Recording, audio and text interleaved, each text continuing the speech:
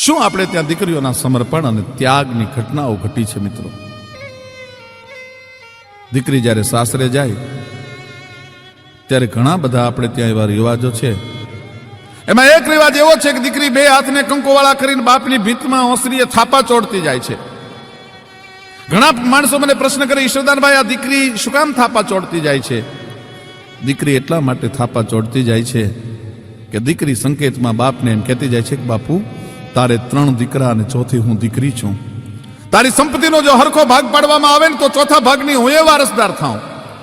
પણ આ દેશની દીકરીએ કોઈ દી બાપની સંપત્તિની સામે નજર નથી કરી. અને બાપુ સંપત્તિમાં જો ભાગ ન જોતો હોય તો સ્ટેમ્પ પેપર ઉપર સહી કરી દેવી પડે, અને સહી કરતા ન આવડતું હોય તો અંગૂઠાનું નિશાન દેવું પડે.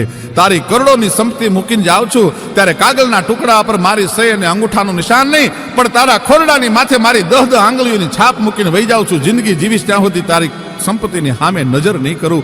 એનું નામ દીકરી કહેવાય.